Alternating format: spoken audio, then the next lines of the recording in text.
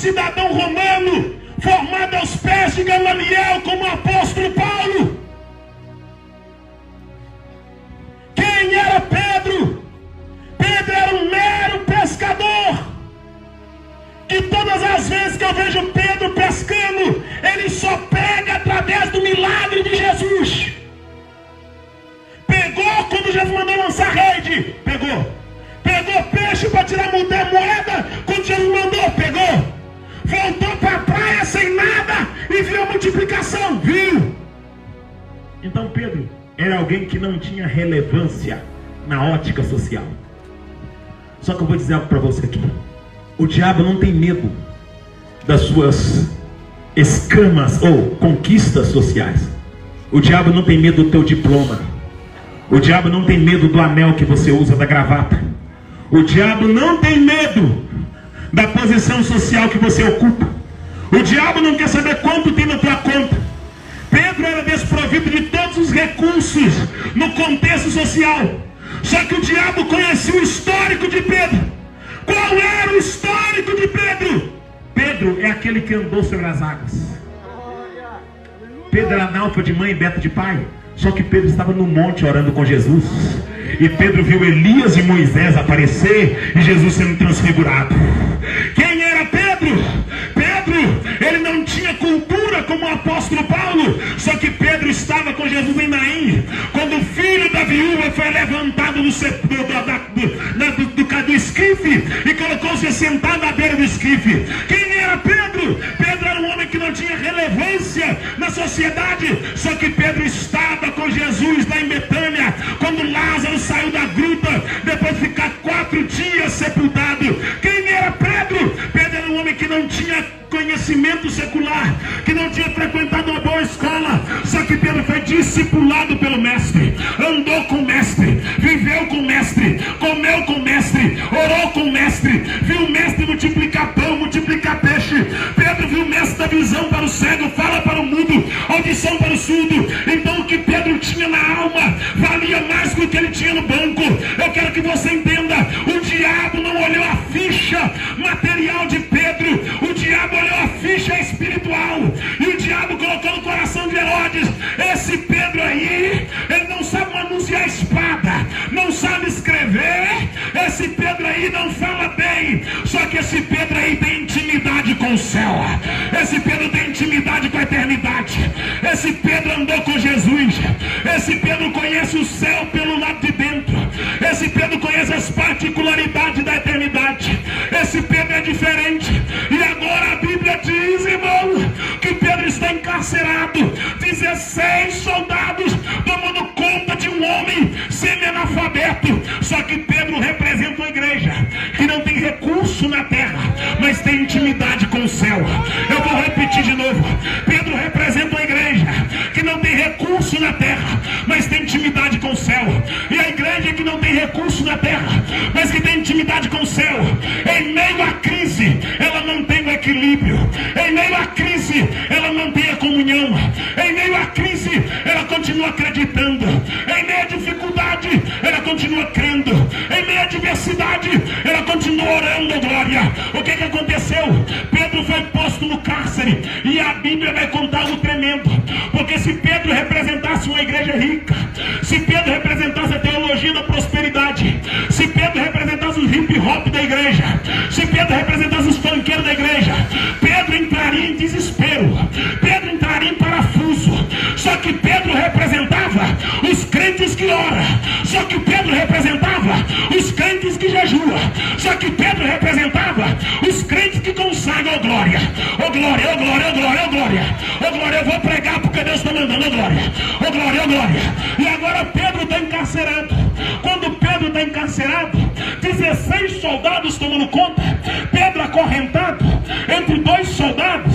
O verso de número 5, o verso de número 4 diz assim: ó glória, e havendo-o prendido, o encarceraram na prisão, ó glória, o encerrando, guardaram, oh glória, querendo apresentá-lo, oh glória, após a Páscoa, oh glória. Pedro, pois, estava guardado na prisão, mas a igreja fazia contínua oração por ele. Enquanto Pedro estava preso, a igreja não ficou dispersa, a igreja não ficou com medo, a igreja não ficou paralisada.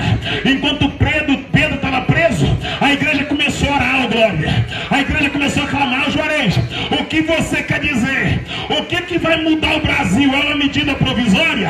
O que vai mudar o Brasil? É mudar as leis? Não. O que vai mudar o Brasil é a atitude da igreja de clamar a Deus. Eu vou dizer algo aqui, irmãos. Deus tem uma promessa com essa nação, e a promessa é de que dessa nação sairia avivalistas para o globo, pregadores para o globo, missionários para o globo terrestre. A promessa de Deus é que um grande avivamento aconteceria na terra através do Brasil. E se essa nação clamar, e se essa nação orar, coisas grandes vão começar a acontecer para a glória de Deus. Ô glória, a igreja começou a orar. Verso de número 5 fala assim: Pedro, pois, era guardado na prisão, mas a igreja fazia coreografia? Não. A igreja fazia teatro? Não. A igreja fazia jogral? Não. A igreja dançava hip hop? Não. A igreja estava orando, orando, orando. Pouca oração, adultério. Pouca oração, prostituição. Pouca oração, imoralidade. Pouca oração, pelada no templo. Pouca oração, seminua na igreja. Pouca oração, lascívia no templo. Muita oração, santidade, temor, reverência, presença. Pouca oração, falta de batismo. Muita oração, batismo com o Espírito Santo, renovo, avivamento. Pouca oração, pastor em pecado. Pouca oração, pregador pilantra, canalha, sem vergonha. Pouca oração, gente descomprometida. Pouca oração, missionário fazendo turnê com o dinheiro da igreja. Pouca oração, igreja guardando dinheiro no cofre e não ajudando a viúva e não ajudando o órfão. Mas a casa vai cair, porque alguém vai começar a orar e Deus vai começar a revelar.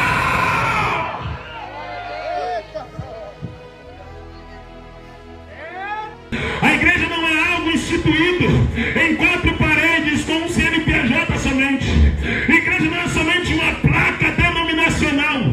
Igreja não é somente um amontoado de cadeiras com pessoas reunidas, assentadas, olhando para um altar e cantando e levantando a mão. A igreja não foi instituída somente, meu querido, no sentido de ser uma estrutura física. Esta igreja foi instituída no Calvário, quando o Cordeiro carregava a cruz pelas ruas de Jerusalém, o sangue pingando pelas ruas, o madeiro pesado nas costas, o chicote batendo sobre os ombros, varada sobre as costas, em meio à humilhação e à chacota dos soldados romanos, cambaleando até o Gólgota. Quando ele subiu no madeiro, a subida dentro do madeiro está dizendo: eu estou subindo aqui no madeiro para levantar uma igreja na terra. Eu estou subindo no madeiro para levantar uma igreja na terra. É cabandar a séria. Você não está entendendo? Esta igreja não foi instituída pelo homem, não foi erguida pela mulher. Esta igreja está de pé porque alguém subiu no madeiro por ela.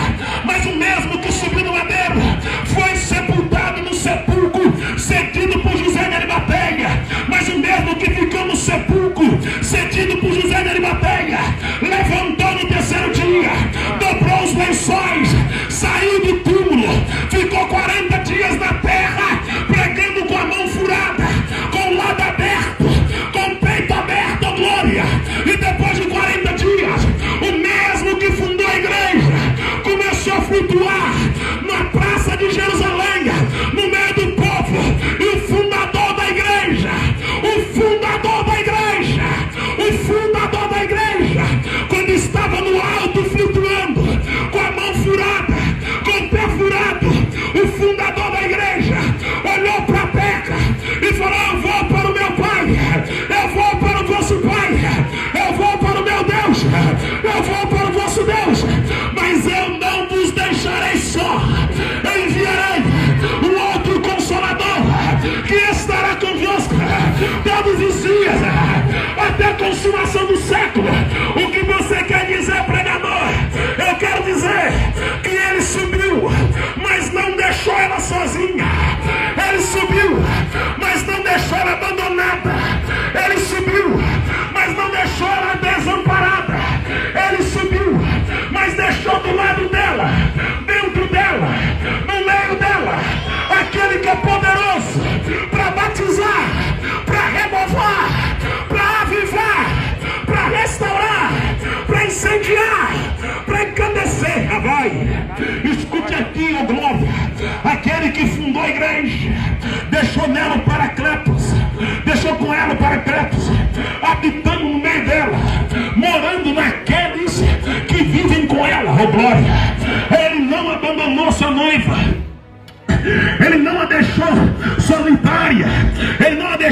arma no canto. Esta igreja tem dono. Esta igreja está sendo vigiada. Esta igreja está sendo guardada. Esta igreja está sendo protegida. Não adianta fazer emenda. Não adianta medida provisória. Não adianta prefeito tentar barrar. Não adianta governador, vereador, senador criar lei para tentar parar. Porque esta igreja continuará triunfante, continuará marchando. Porque enquanto pelejam contra a igreja está recuperando famílias. Enquanto pelejam contra a igreja está curando enfermo. Enquanto pelejam contra a igreja está pregando nos velados. Enquanto pelejam contra a igreja está dizendo para a prostituta: Jesus te ama, Jesus te ama. Enquanto tentam calar a igreja está dizendo para o traficante: Jesus te ama, Jesus te ama. Ai, ai, ai, ai, ai, ai, ai, ai, ai, ai, ai, ai, Jeová. Enquanto tentam parar a igreja está levantando a mão dizendo: essa nação pertence ao Senhor Jesus. Esta nação pertence ao Senhor Jesus. E essa noite, debaixo da autoridade do Espírito Santo, revestido pela ousadia, eu ordeno agora que onde houver um demônio escondido, que bata em retirada agora e que saia da casa, saia da vida, saia da família, saia do casamento, saia do noivado, saia!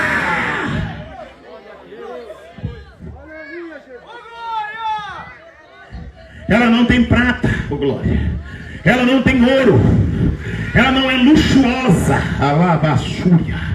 Ela não é aplaudida, nem é querida, oh glória. Mas ela é noiva santa. Ela é noiva eleita, oh glória. Levante a tua mão e glorifica. Ela é noiva escolhida. Ela é noiva predestinada, oh glória. Ela está guardada, selada, protegida, oh glória, abrilhantada pelo Espírito Santo, ornamentada pela presença de Yahvé, oh glória. Nela tem o cheiro da rosa de Saron. Nela tem o cheiro do lírio dos vales, oh glória. Quem é a igreja? E o que é a igreja? A igreja é a marca de que Jesus venceu a morte. A igreja é nada mais e nada menos que a noiva do Cordeiro, que será arrebatada, que será arrancada, dará um bye para essa terra, dará um bye para a corrupção, dará um bye para este mundo de adultério, este mundo de prostituição, este mundo de tráfico, esse mundo de porfia, esse mundo de maledicência, esse mundo de mentira, de pecado, de transgressão, este mundo de corrupção, de leviandade, esse mundo de macumbaria, esse mundo de carnaval, de baile funk, de indecência, de imoralidade. A igreja dará um bye para este mundo e dirá: fica imundo, porque enquanto tu fica para ser condenado, eu subo para ser glorificada. Porque enquanto tu fica mundo para ser condenado, eu subo para ser glorificada. Oh glória, oh glória, oh glória. Eu estou sentindo a presença de Deus aqui.